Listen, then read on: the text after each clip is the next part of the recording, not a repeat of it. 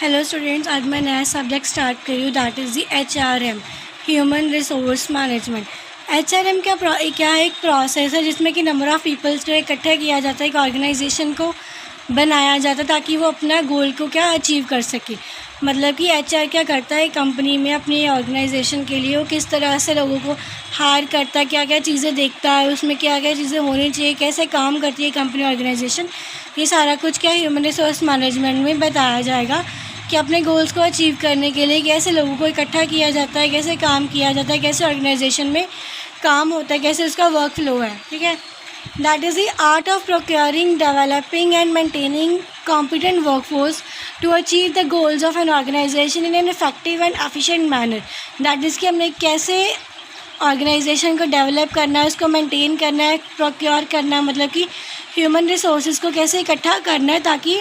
एक work force बन सके और हम अपने गोल्स को अचीव कर सकें ऑर्गेनाइजेशन के एफिशिएंट और इफेक्टिव मैनर से, अच्छे तरीके से। मेजर एरियाज़ क्या होते हैं HRM के, दैट इज़ की रिक्रूटिंग एंड स्टाफिंग, की हमने लोगों को कैसे रिक्रूट करना है, किस बेसिस पे रिक्रूट करना है, किसके अकॉर्डिंग स्टाफिंग करनी है, दैट इज़ की किस बंदे को कौन सी जॉब दी जाएगी, कंपनसेशन एंड बेनिफिट्स की, उसके सैलरी बोनसेस कितने होंगे, छुट्टियां कितनी मिलेंगी, ट्रेनिंग एंड लर्निंग की, उसको कितना सीखने को मिलेगा, कितना काम करेगा वो, लेबर एंड एम्प्लॉय रिलेशंस की आपस में क्या रिलेशन है, एम्प्लॉय का एम्प्लॉय के साथ और एम्प्लॉय का मैनेजर के साथ और अपने कलीग्स वगैरह के साथ, ये सारा कुछ आता है। HRM के दो तरह के फंक्शंस होते हैं, managerial functions and operative functions. Managerial function में क्या आता है, planning, organising, directing and controlling. और ऑपरेटिव फंक्शंस में क्या आता है, दैट इज़ की procurement, development, compensation, integration and maintenance. Next क्या है कि सब हमारे पास क्या है, इधर प्राइमरी फंक्शंस है। प्राइमरी फंक्शंस क्या बोला कि स्टाफिंग राइट पीपल है राइट जॉब की, मतलब कि जिस बंदे को जौन सी स्किल आती है उसको वही जॉब क्या प्रोवाइड की जाए। ट्रेनिंग एंड डेवलपमेंट की स्किल्स को एनहांस करना, उसको प्रॉपर से ट्रेन किया जाए, सिखाया जाए। परफॉर्मेंस एंड स्टैंडर्ड की, उसकी परफॉर्मेंस को देखा जाएगा कि वो कैसे परफॉर्म कर रहा है, अच्छे से कर रहा है या नहीं कर रहा, या हल्के में काम ले रहा है, कैसे कर रहा है। कंपनसेशन एंड बेनिफिट, दैट इसकी सैलरी क्या है, बोनस क्या है, रिटायरमेंट प्लान क्या है उसका। एम्प्लॉय रिलेशन, दैट इसके उसने हैंडल करना है ग्रीवियंसेस, कॉन्फ्लिक्ट्स को। ग्रीवियंसेस दैट इसकी अनफेयर ट्रीटमेंट हो रहा है कि लोग पॉलिटिक्स वगैरह खेल रहे हैं, एक दूसरे को नीचा दिखा रहे हैं, ये सब। हेल्थ एंड सेफ्टी आ जाएगा, कंप्लाइंस आ जाएगी, दैट इसकी उसने क्या एक्शन किया, क्या कमांड दे रहा है, किस तरह के लेबर लॉज को फॉलो करते हुए काम हो रहा है, एम्प्लॉयमेंट की रेगुलेशंस क्या है। और लास्ट का एम्प्लॉय एंगेजमेंट एंड रिटेंशन की, कैसे वो क्या लॉन्ग टर्म में हमारे ऑर्गेनाइजेशन में ही रहेंगे, उनका नेचर क्या है, हमारा मैनेजर का नेचर क्या है टुवर्ड्स एम्प्लॉय की, हमारे एम्प्लॉयज़ जो है वो काम छोड़ के ना जाए। नेक्स्ट क्या, that is the operative functions में सबसे पहले क्या बोला गया, प्रोक्योरमेंट। प्रोक्योरमेंट में क्या बोला है कि जॉब एनालिसिस करनी और डिज़ाइन। प्रोक्योरमेंट की डेफिनेशन क्या है कि हमें ह्यूमन रिसोर्सेज को एक्वायर करना है, इकट्ठा करना है, देखना है। ठीक है, और तो उसको हम कैसे करेंगे, दैट इज़ की जॉब एनालिसिस की और क्या डिज़ाइनिंग करनी है कि कैसे, मतलब उसके स्किल्स क्या, उसको क्या क्या आता है। ह्यूमन रिसोर्स प्लानिंग करनी है कि कैसे कैसे हम क्या प्रोग्राम को इम्प्लीमेंट करेंगे, कैसे कैसे हमने क्या प्लानिंग करनी है, कौन सा स्टेप पहले फॉलो किया जाएगा, कौन सा काम पहले करना है, वो सारी प्लानिंग की जाएगी। उसके बाद रिक्रूटमेंट होती है, दैट इज़ कि हमने किस बेसिस पे क्या रिक्रूट करना है, किस बेसिस पे सिलेक्शन करनी है, प्लेसमेंट करनी है। और लास्ट पे क्या आएगा, orientation and socialisation, that is कि इसको प्रॉपरली हमारी अपनी कंपनी के बारे में बताया जाएगा और उसको सोशलाइज़ किया जाएगा, बताया जाएगा सारा कंपनी के बारे में, उसको दिखाया जाएगा कि हमारे ये ऐसे काम करते हैं, हमारे यहाँ पे ये डिपार्टमेंट ऐसे ऐसे सब कुछ है। उसके बाद क्या डेवलपमेंट है, इसकी career planning and development, workers training, उसके ऊपर की प्रॉपर करियर प्लान किया जाएगा, डेवलपमेंट होगी, वर्कर को ट्रेनिंग किया जाएगा, एग्जीक्यूटिव डेवलपमेंट की जाएगी और ऑर्गेनाइजेशनल डेवलपमेंट होती है कि ऑर्गेनाइजेशन क्या कैसे डेवलप करेगा, ऑर्गेनाइजेशन की कैसे क्या डेवलपमेंट होगी वर्कर्स के अकॉर्डिंगली कि वर्कर्स कैसे काम कर रहे हैं। Next is a compensation, that इसकी जॉब इवैल्यूएशन की जाएगी, वही स्किल्स को देख के इवैल्यूएट किया जाएगा, प्रॉपर एक रिपोर्ट बनाई जाएगी कि इतने नंबर ऑफ़ एम्प्लॉयज़ को हमने हायर करना है, परफॉर्मेंस देखी जाएगी, उनकी वेजेस देखी जाएगी कि हाँ अगर जैसे हम किसी को हायर कर रहे हैं और हम उसको पूछते हैं कि हमारी एक्सपेक्टेड इंटर्नशिप सैलरी या प्लेसमेंट सैलरी हम कितनी ले रहे हैं, कितना हम एक्सपेक्ट कर रहे हैं, तो अगर एक बंदा 60,000 में बोल रहा है, दूसरा 70,000 में बोल रहा है, तो वो 60,000 वाले को क्या है वो हायर करेंगे। तो वही क्या आ जाएगा, परफॉर्मेंस देखते हुए, वेजेस को देखते हुए, उसने अपने बेनिफिट्स को देखना है, इंसेंटिव्स को देखना है। Next is the maintenance and motivation की एम्प्लॉय खुद में कितना मोटिवेटेड है, सेल्फ मोटिवेटेड है, उसमें सेल्फ एस्टीम है या नहीं, उसका खुद का पॉजिटिव बिहेवियर कितना, कि वो पार्टिसिपेट कर रहा है काम में या नहीं, कैसे काम कर रहा है।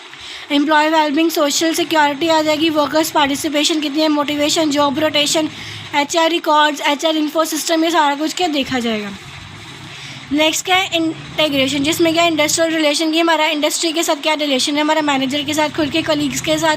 फ्रेंड के साथ क्या रिलेशन है, डिसिपल्स क्या, ग्रेवियंसेस रिड्रेसल, मतलब कि कोई लड़ाई झगड़ा तो नहीं हो रहा, कोई एक दूसरे को नेगोशिएट तो नहीं कर रहा, ठीक है, डिस्प्यूट सेटलमेंट की कोई लड़ाई वगैरह वही तो नहीं हो रही, ठीक है, और कलेक्टिव बार्गेनिंग दैट इसकी नेगोशिएट तो नहीं हो रही, मतलब कि पीपल क्या इकट्ठे होकर कोई स्ट्राइक तो नहीं कर रही है, ह्यूज वेजेस की डिमांड तो नहीं कर रही, ये सब चीज़ें आ जाएंगी। सिग्निफिकेंस की HRM की दैट इसकी significance for an enterprise, professional significance, social significance and national significance. इन चारों को मैं एक्सप्लेन करती हूँ। सबसे पहले क्या आता है सिग्निफिकेंस फॉर एन एंटरप्राइज, की कंपनी के लिए, एंटरप्राइज के लिए उसकी क्या सिग्निफिकेंस होनी चाहिए, ठीक है। Attracting and retaining the requirement human resources, मतलब कि जो भी रिक्वायर्ड है ना ह्यूमन रिसोर्सेज, उन्हीं को ही अट्रैक्ट करना है, सिर्फ उसी को रिटेन करना है, जो जिसकी चीज़ की ज़रूरत है ना वही चीज़ लेनी है, उसके अकॉर्डिंग ही जिस चीज़ की स्किल्स की वैकेंसी है वही स्किल वाले को रिक्रूट करना है, उसी को सेलेक्ट करना है, उसी की प्लेसमेंट करनी है और उसी को ही ओरिएंटेशन, कंपनसेशन, प्रमोशन पॉलिसीज़, ये सारी चीज़ें प्रोवाइड करनी है। डेवलपिंग द स्किल्स, उसके अंदर और स्किल्स डेवलप करनी है, उसके नेसेसरी एटीट्यूड जो है वो उसको प्रोवाइड करना है अमंग एम्प्लॉयज़ को, इस तरह से परफॉर्म करेगा, परफॉर्मेंस इवैल्यूएशन देखी जाएगी। उसके बाद सोशलाइजेशन, उसकी सोशल कैसे कि मतलब कैसे क्या इंटरेक्ट करता है, उसकी सिक्योरिटी क्या है, ग्रेवियंसेस को मतलब कि लड़ाई झगड़े को या फिर प्रॉब्लम्स को कैसे सॉल्व करता है,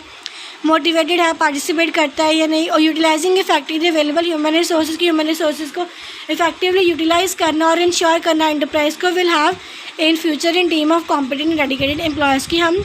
हमारा जो एम्प्लॉय है वो फ्यूचर तक मतलब कि हमारे साथ रहे, डेडिकेटेड रहे, कॉम्पिटेंट रहे। Next is the professional significance, जिसमें क्या प्रोफेशनल के रिलेटेड देखा जाएगा, दैट इज़ की प्रोवाइडिंग मैक्सिमम अपॉर्चुनिटीज़ प्रोवाइड की जाएंगी पर्सनल डेवलपमेंट के लिए, हेल्दी रिलेशनशिप्स डेवलप की जाएंगी आपस के बीच में, इंडिविजुअल के बीच में और डिफरेंट वर्कर्स के बीच में, ग्रुपिंग के बीच में, ठीक है, एलोकेटिंग वर्क प्रॉपर्ली एलोकेट किया जाएगा। नेक्स्ट इज सोशल सिग्निफिकेंस, कि वो सोशलाइज कैसे कर रहा है, साइकोलॉजिकल उसकी थिंकिंग क्या है, उसका इमोशनल बैलेंस क्या है, वो कैसे बिहेव कर रहा है अपने कलीग्स के साथ, ये सारा कुछ इंटरेक्शन कैसे हो रही है, ये सारा जॉब और होम को कैसे बैलेंस कर रहा है, ये सारा कुछ सोशल सिग्निफिकेंस में आएगा, ठीक है। जॉब सीकर्स क्या, कितने नंबर ऑफ की टर्म्स की क्वालिफिकेशंस है, उसका एप्टीट्यूड क्या है, eliminate waste of human resources through conservation of physical and mental health, physical और मेंटल हेल्थ को देखते हुए जो भी ह्यूमन रिसोर्सेज की नीड हमें नहीं है उन सबको क्या मतलब एलिमिनेट किया जाएगा, मतलब कि क्योंकि हमारे तो पैसे लग रहे हैं ना, हमने एम्प्लॉय को पैसे देने हैं, तो अगर हमें जिसकी ज़रूरत नहीं है उसको क्या निकाल दिया जाएगा, ठीक है। हमने अपनी ऑर्गेनाइजेशन को के बेनिफिट को देखते हुए ही हमने क्या एम्प्लॉयज़ को हायर करना है और उसी को ही हमने क्या प्रॉपर्ली ट्रेंड करना है।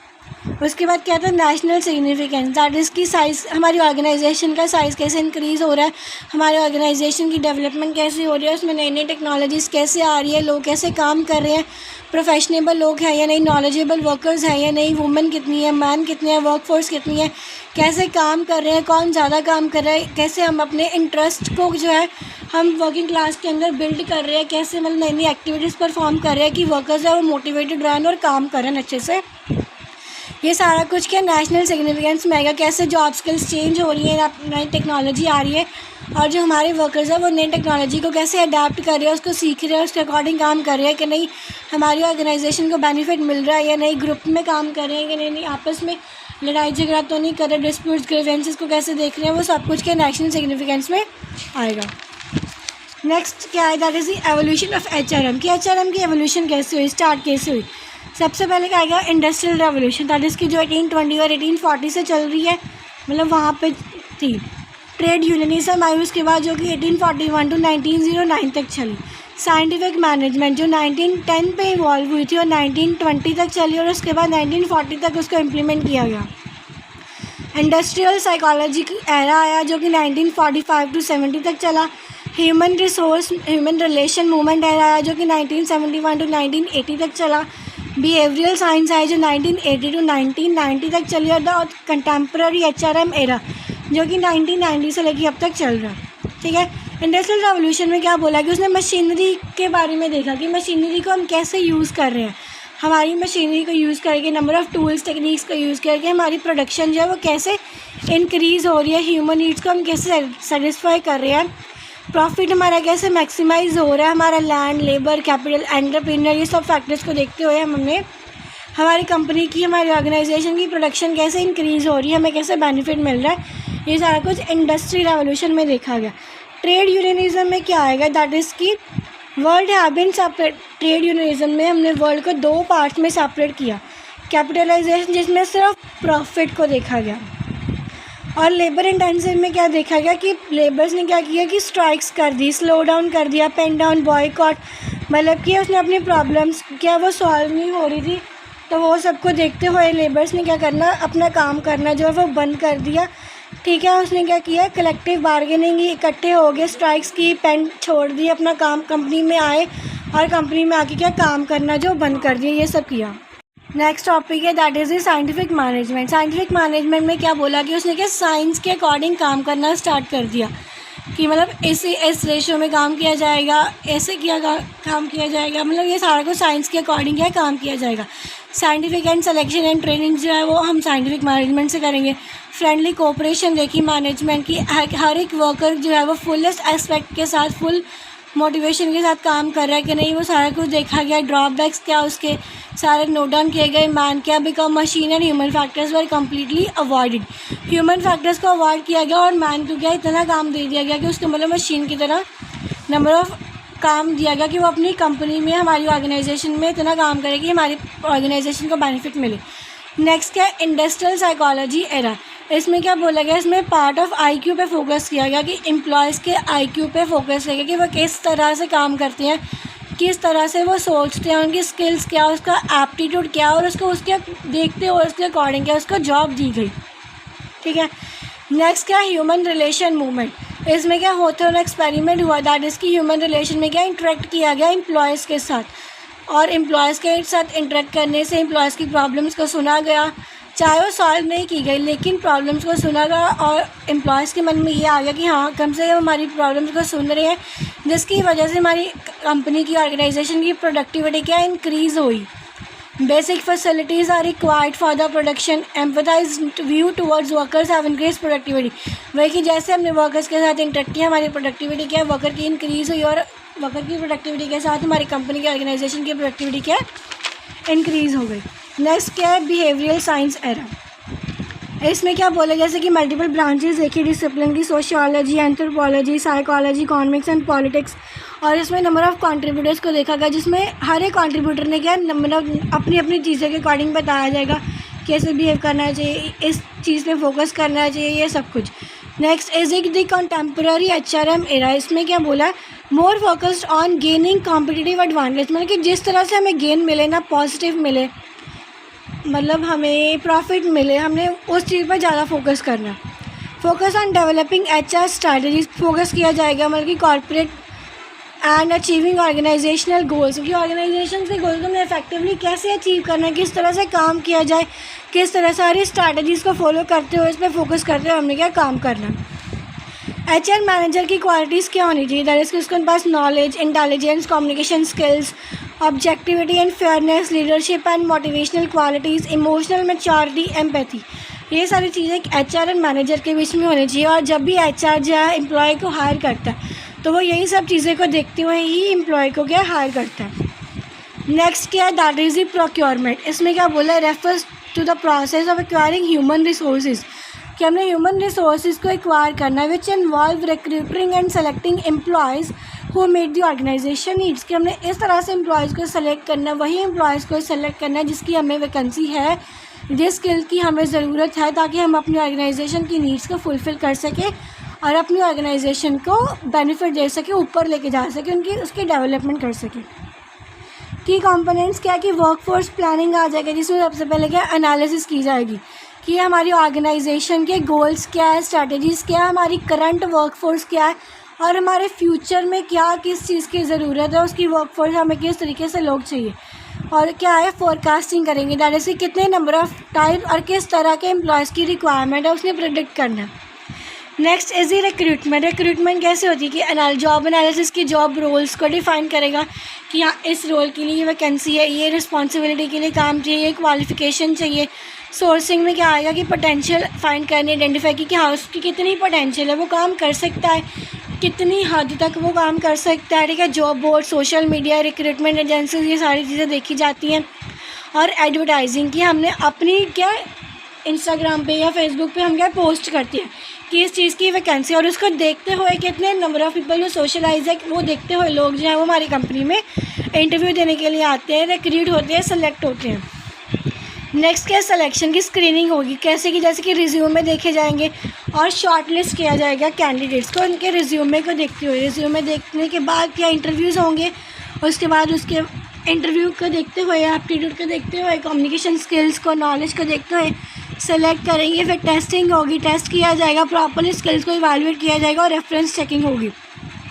कि प्रॉपर्ली उसका वर्क एक्सपीरियंस क्या, उसका बैकग्राउंड क्या है, उसकी फ्यूचर गोल्स क्या है, ये सब कुछ देखते हुए हम क्या उसको हायर करेंगे। फिर ऑफ़र एंड नेगोशिएशन, दैट उसकी जॉब ऑफ़र किया जाएगा, प्रॉपर्ली उसको डिटेल्स बताई जाएगी, सैलरी, बेनिफिट्स या अदर जो भी टर्म्स हमारी एम्प्लॉय की, रिलेशन की, ऑर्गेनाइजेशन की टर्म्स एंड कंडीशंस होगी। और उसके बाद क्या है, नेगोशिएशन, दैट इज़ की एड्रेस एनी काउंटर ऑफर और negotiation point before finalising the employment agreement. कि एग्रीमेंट साइन करने से पहले एम्प्लॉय कुछ डिमांड तो नहीं कर रहा या एम्प्लॉय का नेगोशिएट तो नहीं कर रहा, ये सब चीज़ें देखी जाएगी। और उसके बाद ऑन बोर्डिंग, जिसमें क्या आएगा, ओरिएंटेशन और ट्रेनिंग आएगी, जिसमें कि न्यू हायर्स को, जो भी न्यू एम्प्लॉयज़ आए हैं इंटर्नशिप के लिए, प्लेसमेंट के लिए, उन्हें कंपनी के बारे में बताया जाएगा, कंपनी का हर एक सेक्टर दिखाया जाएगा, बताया जाएगा इसमें ये होता है, कल्चर, पॉलिसीज़, प्रोसीजर्स बताए जाएंगे प्रॉपर्ली। उसके बाद उनको ट्रेनिंग दी जाएगी, नेसेसरी स्किल्स प्रोवाइड की जाएगी, इक्विपमेंट्स दी जाएंगी, ताकि वो प्रॉपर एफिशिएंट मैनर के साथ क्या हमारी कंपनी में, हमारी ऑर्गेनाइजेशन में काम कर सके और हमें बेनिफिट दे सके। क्योंकि हमने सैलरी देनी है तो हम उसी इंसान को अपनी कंपनी में रखेंगे जिसके साथ हमें प्रॉफिट मिल रहा है। उसके बाद क्या आता है, benefit, that is ensure that the organisation attract and hire the best talent. कि जिसमें बेस्ट टैलेंट है ना, हम उसी को हायर करें, जिसको जो प्रॉपर्ली जिसको काम करना आता है, जो हमारी नीड्स को फुलफ़िल कर सकता है, जिसकी खुद की नीड्स है, हम वो उसी को जो हायर करेंगे। परफॉर्मेंस को देखेंगे, प्रोडक्टिविटी को देखेंगे, ह्यूमन रिसोर्सेज की, और उसके देखते हुए हमने अपने गोल्स को देखना है, बिज़नेस गोल्स को देखना है, बिज़नेस नीड्स को देखना है। और उसके बाद प्लेसमेंट क्या होती है। प्लेसमेंट का एक प्रोसेस है कि हमने न्यूली हायर्ड और प्रमोटेड एम्प्लॉयज़ को स्पेसिफिक रोल्स प्रोवाइड करने हैं। किसी को हायर किया और उसको हमने क्या एक स्पेसिफिक रोल प्रोवाइड करना है कि उसने ये काम करना है, उसने जैसे कि उसने वेब डेवलपर में जाना है, उसने बीपीओ में जाना है, उसने एंड्रॉयड में जाना है, उसने इसमें जाना है, उसको क्या स्पेसिफिक पोजीशन और रोल दी जाएगी, उसके अकॉर्डिंग क्या न्यूली हायर किया जाएगा, असाइन किया जाएगा एम्प्लॉय को। और वो स्किल्स उसके बाद है या नहीं है, वो सारी एबिलिटीज़ देखी जाएगी, वो ऑर्गेनाइजेशन की नीड्स को कैसे मीट कर रहा है, वो किस तरह से सीख के कंपनी में बेनिफिट दे रहा है, खुद को कैसे बिल्डअप कर रहा है, वो सब कुछ देखा जाएगा। ठीक है, ऑब्जेक्टिव्स क्या प्लेसमेंट के, एफिशिएंसी, दैट इज़ कि हमने राइट पर्सन, मतलब कि एक सही इंसान को हमने सही जॉब दी है या नहीं दी, वो देखा जाएगा कि हमने एंड्रॉयड वाले को किसी और काम में तो नहीं डाल दिया, क्योंकि उसकी वजह से हमारी प्रोडक्टिविटी क्या है वो डिक्रीज़ हो जाएगी, कम हो जाएगी। तो हमने अपनी प्रोडक्टिविटी को इंक्रीज़ करना है, तो हमने राइट पर्सन को राइट जॉब प्रोवाइड करनी है। एम्प्लॉय सेटिस्फाई है, वो उसको उसकी स्किल्स एंड ट्रस्ट के अकॉर्डिंगली काम मिला है या नहीं मिला, वो देखा जाएगा। उसको उसके अकॉर्डिंग ही रोल मिला है कि नहीं मिला। ऑर्गेनाइजेशनल फिट, जिसकी वो उसकी वैल्यूज़ को, वर्क स्टाइल्स को मैच कर रहा है या नहीं, उसको उसकी जैसे उसकी एक्सपेक्टेशंस थी कंपनी को लेके, लोगों को लेके, कल्चर को लेके, रिलेशंस को लेके, उसके अकॉर्डिंग वो अपने मैच कर रहा है सब कुछ, कैंडिडेट्स को ऑर्गेनाइजेशन में वो फिट हो पा रहा है या नहीं, ये सारा कुछ देखा जाएगा। प्रॉपर प्लेसमेंट्स की एडवांटेजेस क्या है कि एम्प्लॉय का टर्नओवर रिड्यूस करना, बल्कि एम्प्लॉयज़ को जॉब चाहिए, वो सब कुछ देखना, उसको डिक्रीज़ करना, एब्सेंटिज़म डिक्रीज़ करना, कि हमने उस एम्प्लॉयर को हायर करना है जिसके नखरे कम है, मतलब कि वो छुट्टियां कम करे, उसके रीजंस कम है छुट्टियों के, ये सब कुछ, एक्सीडेंटल रेट्स कम है। ऑल सुपीरियर्स और managers can review all cases to find out case of misplacement. जितने भी मैनेजर्स होंगे कंपनी में, सुपीरियर्स होंगे, वो सबने क्या करना है, एक बार रिव्यू करना उस केस को, और उसके बाद जो है वो फाइनल प्लेसमेंट की जाएगी, फाइनल सिलेक्शन होगी। ठीक है, नेक्स्ट प्लेसमेंट प्रोसेस क्या है। कि जॉब एनालिसिस होगी वही कि जॉब की रिक्वायरमेंट्स क्या है, वो रिस्पॉन्सिबिलिटीज़ क्या है, उसकी डिस्क्रिप्शन स्पेसिफिकेशन क्या है, रिज्यूमे को प्रॉपर्ली देखा जाएगा, ठीक है। उसके बाद सिलेक्शन होगी, इंटरव्यू टेस्ट असेसमेंट्स की जाएंगी ताकि हम इवैल्यूएट कर सकें कि कैंडिडेट की वो सूटेबिलिटी है, कैंडिडेट वो जॉब के लिए प्रॉपर्ली फिट हो रहा है या नहीं। मैचिंग की जाएगी स्किल्स के, एक्सपीरियंस का, गोल्स क्या, करियर के, जॉब रिक्वायरमेंट्स क्या है। और उसके बाद ऑन बोर्डिंग होगी, दैट इज़ कि उसको ओरिएंटेशन प्रोग्राम और ट्रेनिंग प्रॉपर्ली प्रोवाइड की जाएगी ताकि वो हमारी कंपनी को भी प्रॉफिट दे और उसकी खुद की सेल्फ एस्टीम के लिए, उसके खुद के बिल्डअप के लिए खुद मोटिवेट हो और काम करे अच्छे से। Next is the orientation and induction. Orientation and induction क्या होता है, दैट इज़ कि अगर हम किसी भी कॉलेज में या यूनिवर्सिटी में एडमिशन लेते हैं तो सबसे पहले इंडक्शन प्रोग्राम, ओरिएंटेशन प्रोग्राम चलता है, जिसमें क्या प्रॉपर्ली कॉलेज के बारे में बताया जाता है, कॉलेज के एक एक डिपार्टमेंट को दिखाया जाता है, सीनियर टीचर्स के साथ उनकी इंटरेक्शन की जाती है। वही चीज़ें ओरिएंटेशन इंडक्शन में बोला है कि जब भी प्लेसमेंट होती है तो कंपनी में क्या होता है, वेलकम किया जाता है कि एम्प्लॉय को, उसको क्या है कि कंपनी वो ज्वाइन करता है तो उसको क्या बेसिक इन्फॉर्मेशन प्रोवाइड की जाती है, उसको बिठाया जाता है, हैप्पीली उसको क्या स्टार्ट किया जाता है वर्क। उसके बाद उसको जॉब के साथ, को वर्कर्स के साथ इंट्रोड्यूस करवाया जाता है प्रॉपर्ली, उसको न्यू ड्यूटीज़, रिस्पॉन्सिबिलिटीज़, पॉलिसीज़ बताई जाती हैं, सारी रूल्स बताए जाते हैं, रेगुलेशन बताई जाती हैं और इतना प्यार से बताया जाता है कि वो क्या उसको कंपनी अच्छी लगती है, वो प्रॉपर्ली फिट हो जाता है। की कंपोनेंट्स क्या इंडक्शन की, दैट इज़ कि प्री इंडक्शन प्रिपरेशन में क्या होता है कि पहले वेलकम बैक होता है कि न्यू हायर्स को वेलकम बैक, जैसे कि उसको एक प्रॉपर्ली रिफ्रेशमेंट की जाती है, पेपर वर्क बताया जाता है कि इस डेट से आपने काम स्टार्ट करना है, प्रॉपर्ली वेलकमिंग की जाती है। उसके बाद वर्क स्टेशन सेटअप है, जैसे कि कंप्यूटर या ईमेल के साथ उसको प्रॉपर एनओसी प्रोवाइड की जाती है, ये टूल्स प्रोवाइड किए जाते हैं कि आपने ये वाले टूल्स यूज़ करने हैं, उसको एक स्लिप पे ये लिख के दिया जाता है ये काम करना है, ये सब कुछ आ जाएगा, ठीक है। स्केड्यूल प्लानिंग होती है कि इस टाइम पे ये काम करना है, ये ट्रेनिंग है, ये सेशंस है, ये मीटिंग्स होगी, यहाँ पे इंट्रोडक्शंस होंगी, सब कुछ बताया जाता है। ओरिएंटेशंस होंगी जिसमें हिस्ट्री, मिशन क्या है, वैल्यूज़ क्या, हमारी ऑर्गेनाइजेशन का स्ट्रक्चर, वो सब कुछ बताया जाएगा। कंपनी की इंट्रोडक्शन होगी, कंपनी पॉलिसीज़ बताए जाएंगे, उनको रिव्यू किया जाएगा, उसके rules regulations, health and safety policies, compliance, सब कुछ बताया जाएगा, ये सारा कुछ आ जाएगा प्री इंडक्शन में। उसके बाद क्या, टूर ऑफ फैसिलिटीज़ की, वर्क एरियाज़ क्या कि जैसे कि न्यू हायर्स को ऑफिस के बारे में, फैसिलिटीज़ के बारे में बताया जाएगा, उनको रेस्ट रूम बताया जाएगा, ब्रेक रूम, यहाँ पे एमरजेंसी एग्जिट करनी यहाँ से करो, हर एक डिपार्टमेंट के बारे में बताया जाएगा, हर एक सेक्टर के बारे में, हर एक एरिया के बारे में बताया जाएगा। उसके बाद क्या, by paying attention to these aspects. अब ये सारे एस्पेक्ट्स को अटेंशन देते हुए एचआर क्या करेगा, उसकी इफेक्टिवनेस को भी इन्हांस कर लेगा कि वो कैसे बिहेव कर रहा है, कैसे वो इंटरेक्ट कर रहा है हमारे साथ, कैसे वो प्लेसमेंट प्रोसेस को इन लीड कर रहा है, कैसे वो जॉब में फिट होगा, इंक्रीज़ कर रहा है एम्प्लॉय की सेटिस्फेक्शन को और ओवरऑल ऑर्गेनाइजेशन की सर्विस। मतलब कि अगर एम्प्लॉय खुश होगा तभी तो हमारी ऑर्गेनाइजेशन में वो प्रॉपरली फिट हो सकता है। तो ये हमारा क्या आ गया, इंडक्शन और ओरिएंटेशन का सारा कुछ।